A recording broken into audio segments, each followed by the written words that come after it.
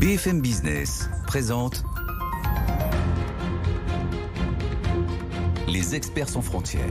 Sébastien Lecornu, le Premier ministre, est sur le perron de Matignon en train d'annoncer des mesures d'aide ciblées pour aider les ménages face à la flambée des prix énergétiques. Il nous dit que les prix, notamment les prix de l'essence, doivent baisser aussi vite qu'ils ont monté. Juan Rosé, est-ce qu'en Espagne, on a le même...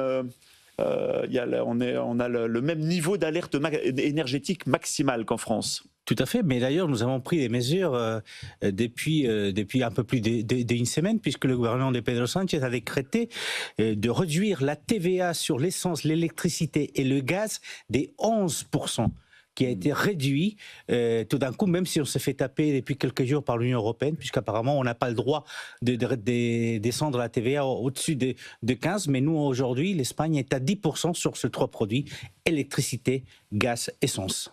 Et alors là, ce qui est intéressant, c'est qu'on est en train de voir Sébastien Lecornu qui annonce, qui dit voilà, l'électrification est un défi prioritaire. Donc pour lui, la réponse à la crise énergétique actuelle, c'est aussi au-delà des aides qui sont la réponse peut-être de court terme, d'urgence, c'est aussi penser en long terme à moins dépendre du pétrole. Juan Rosé. Moins dépendre du pétrole, c'est le cas espagnol, puisque nous avons énormément développé les énergies renouvelables, puisque le mix énergétique espagnol est l'un des plus hauts en Europe aujourd'hui, voire et le climat est aussi assez propice pour développer notamment le solaire. Et propice. En même temps, nous n'avons pas cet avantage peut-être qu'il y a la France, qui est l'énergie nucléaire, parce que nous n'avons pas du tout la même le même niveau des centrales nucléaires. Mais quand on parlait effectivement, je vous parlais de la TVA, mais il n'y a pas que ça. En fait, le gouvernement a préparé un bouclier pour lutter contre cette augmentation des prix énergétiques et la crise économique qui s'annonce pour la population. Et ce bouclier comprend, c'est autour des 5 000 milliards. Des 5 milliards, excusez-moi, des 5 milliards. Donc effectivement, il y a beaucoup d'argent, beaucoup de mesures qui ont été prises et qui sont transversales, qui ne touchent pas uniquement que la question du gaz, l'électricité ou l'essence, parce qu'il s'agit effectivement de faire face à cette augmentation des prix de l'énergie, mais ça peut toucher aussi, par exemple, pour ceux qui sont en loyer assez haut, pouvoir les arrêter le temps de cette critique, de cette crise. Et on se retrouve dans cette situation presque ubuesque où on voit que l'objectif initial était de prendre possession d'une voie vitale, qui était sûre, qui était gratuite, le détroit d'Ormuz, de la sécuriser. Résultat, le détroit n'a jamais été aussi insécure et c'est devenu un coupe-gorge et qui est devenu payant aussi, Juan Rosé. C'est devenu payant, peut-être pas pour tout le monde, parce que vous savez qu'il y a quelques semaines, il y a quelques jours, on disait qu'effectivement, vu la position de l'Espagne par rapport à cette guerre entre l'Iran et les États-Unis, on laissait passer des bateaux qui étaient en relation avec l'Espagne, qu'on les laissait passer. Mais la réalité, c'est ça en fait, c'est qu'on a, avec cette gifle qui vient d'avoir Donald Trump et les États-Unis... Les bateaux en relation avec l'Espagne, ça c'était pour... du côté iranien pour les remercier du non à la guerre de l'Espagne. D'accord, on y reviendra. Et d'ailleurs, dans ce sens, même les prix du gaz algérien ont été descendus parce que le positionnement de l'Espagne contre cette guerre allait dans le sens aussi des pays comme l'Algérie. Mais ce qu'on vient d'assister, c'est qu'en fait, on vient de réaffirmer le contrôle, entre guillemets, du détroit d'Ormuz par l'Iran, parce que les États-Unis, effectivement, n'ont pas su le défendre, on va le dire, ou le conquérir, mais c'est le défendre. Et donc, c'est une vraie gifle pour les États-Unis, mais en même temps, j'espère, ça va certainement réveiller un certain nombre de pays, notamment les Européens, sur sa dépendance vis-à-vis des États-Unis, que ce soit militaire, économique ou autre. Juan Rosé, comment l'opinion publique espagnole voit le non à la guerre de son chef du gouvernement? Positivement, de façon générale, c'est positif. C'est vrai qu'il y a l'extrême droite qui est contre ou une partie de la droite, mais c'est vrai que les Espagnols sont plutôt positifs face à cette non à la guerre qui avait déjà été évoquée par l'Espagne dans la Deuxième Guerre d'Irak. Et puis aussi parce que, effectivement, en politique intérieure, on voit qu'il y a des résultats électoraux qui peuvent bénéficier au Parti socialiste qui insiste. Et puis, il y a une certaine anti-américanisme espagnol historique qui est là, hormis le fait effectivement qu'aujourd'hui Donald Trump est un épouvantail pour toutes les sociétés. Alors, il y a peut-être aussi un précédent Aznar, où là il était parti aux côtés des Américains. La photo des chasseurs où on voyait effectivement Bush, Aznar, Barroso et Tony Blair. Là, les Espagnols étaient descendus en masse avec le no à la guerra. Le no à la guerra, donc il a repris effectivement ce slogan et ça marche électoralement pour l'instant au niveau des sondages. Et ça marche aussi par rapport effectivement à l'image de l'Espagne dans un certain nombre des pays, notamment au Moyen-Orient. Je vous disais tout à l'heure que grâce à ce positionnement de Pedro Sánchez, l'Algérie vend moins cher le gaz algérien à l'Espagne. Grâce à ce positionnement, beaucoup des sociétés européennes, les sociétés civiles, voient avec bon œil Pedro Sánchez, mais ce peut-être pas le cas pour les différents gouvernements qui sont en porte-à-feu par rapport à la position espagnole, par rapport à la France, par rapport à l'Angleterre ou par rapport à d'autres pays. Il n'y a pas une forme d'opportunisme politique? Il y a certainement de l'opportunisme politique. Je crois qu'il était plutôt malmené dans les sondages. Et il y a des élections dans quelques semaines en Andalousie. Il vient de perdre 4 élections régionales et donc il est très malmené. Il n'a pas de majorité au Parlement et donc il voit effectivement dans les sondages un léger frémissement et ça l'intéresse effectivement aussi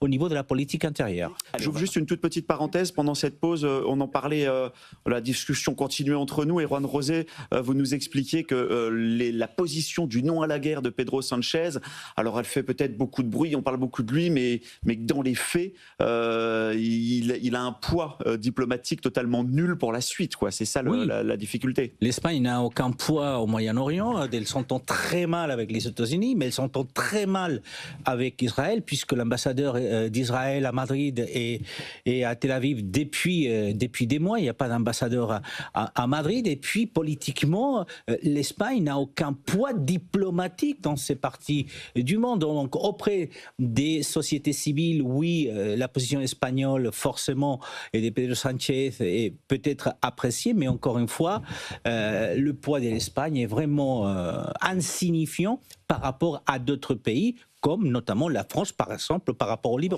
C'est des coups d'éclat, oui, mais la réalité, c'est que ces menaces ne datent pas d'hier avec Donald Trump. Oui, déjà avec Obama avait demandé, par exemple, aux pays de l'OTAN de monter leur investissement en matière de défense au niveau des pays OTAN. C'est vrai que c'était fait diplomatiquement, on s'est donné le temps de le faire et que les manières de Donald Trump sont complètement différentes. Mais par contre, le mal, entre guillemets, est déjà fait. Les Européens doivent penser à développer leur pilier de défense commune. On a beaucoup parlé de la défense commune Allemagne-France. Il faut établir ça un peu plus de façon plus importante. On a rallié l'Angleterre qui a quitté l'Union européenne, mais maintenant on doit se prendre en charge aussi militairement. Et ce que nous venons d'assister ces dernières semaines au détroit d'Ormuz, ça montre à quel point nous ne pouvons plus faire confiance à Donald Trump. Donc juridiquement, oui, peut-être que les États-Unis ne peuvent pas sortir rapidement comme ça, mais le mal est fait et les Européens doivent assumer cette responsabilité aujourd'hui. C'est aussi fort possible, c'est que l'OTAN aussi monte en gamme et en présence au Groenland, j'imagine aussi. Et puis il y a cette voie, la troisième voie dont vous avez parlé, Emmanuel Macron lors de son voyage du côté du Japon. Il peut y avoir aussi une nouvelle structure où les États-Unis sont moins impliqués, où d'autres pays vont venir se rajouter aux pays européens. On a donc l'Angleterre, mais pourquoi pas penser effectivement à des pays comme le Japon, qu'à un moment donné ont aussi besoin de se réarmer, puisqu'ils voient que la puissance américaine, aujourd'hui, on ne peut pas faire confiance. Voilà, donc là, Juan Rosé, on voit Peter Magar qui agite le chiffon rouge russe. Hein, mais le chiffon rouge existe réellement, puisqu'on a vu aussi les ingérences russes au Parlement européen, etc. En Moldavie, lors de toutes les élections. Voilà, donc après l'histoire est la suivante.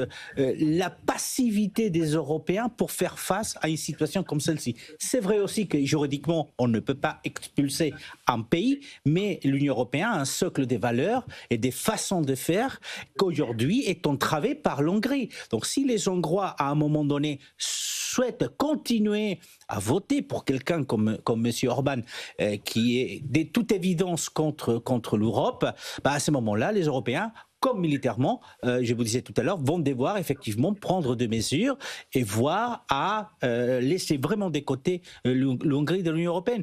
Aujourd'hui, la seule chose, c'est que peut-être, dans quelques jours, on aura un changement de gouvernement et un changement de politique en Hongrie. Et ça pourrait peut-être rétablir la sérénité européenne qui a été perturbée ces dernières années avec M. Orban. Et est-ce qu'en Espagne, c'est le parti Vox de droite radicale. Est-ce que idem, on a observé là-bas que finalement, il se désolidarisait un petit peu de Trump après sa première année de retour à la Maison-Blanche? Il ne s'est pas désolidarisé de Donald Trump. D'ailleurs, lors de l'investiture de Donald Trump, le leader de Vox a été invité à Washington pour cette investiture. Mais ce qu'on a vérifié, c'est qu'il y a quand même encore un plafond de verre qu'il n'arrive pas à passer. C'est-à-dire qu'aujourd'hui, en Espagne, on a pratiquement tous les 2 mois des élections régionales qui sont extrêmement importantes et l'extrême droite espagnole n'arrive pas à passer la barre des 18%. C'est vrai qu'on n'est pas encore au niveau de l'Italie, puisque les populistes sont arrivés avec Mme Meloni au gouvernement, où on voit quelle est l'extrême droite du côté de l'Autriche, voire dans des pays scandinaves. Donc on n'est pas au même niveau, mais n'oublions pas de toute façon que M. Orban a réussi quand même à faire des populistes de l'extrême droite la troisième force politique au Parlement européen. C'est une chose qu'on n'avait pas vue avant les dernières élections européennes. Mais attendons voir, j'ai bon espoir qu'effectivement les peuples hongrois décident d'échanger peut-être de cap, parce qu'il va les aider aider aussi l'Europe, et bien sûr ce plafond de verre qu'on voit en Espagne, qu'on voit du côté du Portugal notamment, va peut-être rester plafond de verre pour eux. Okay. Et on termine avec vous, Juan José Dorado, à travers un agenda et des dirigeants aussi en France, vous nous faites une piqûre de rappel sur cette puissance culturelle espagnole. Oui, je voulais vous parler justement du soft power espagnol, que ce n'est pas que le flamenco, le Real Madrid et le Barça, il y a aussi le cinéma espagnol et la culture espagnole, et justement vous l'avez indiqué, par exemple le cinéma espagnol, ces dernières semaines, on assiste à une rétrospective de Pedro Almodóvar qui vient à la Cinémathèque française. On voit qu'il y a un festival de cinéma espagnol du côté des Nantes depuis 35 ans. On voit les acteurs espagnols, que ce soit Rosy de Palma,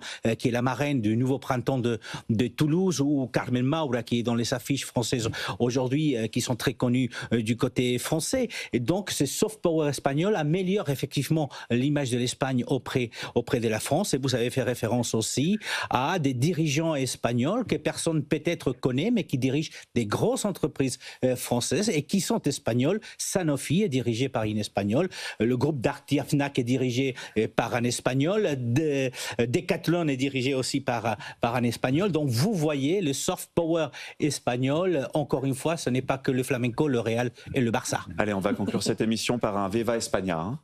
Viva España. Viva España. Merci à tous en tout cas d'avoir eu l'amabilité de venir commenter cette actualité internationale.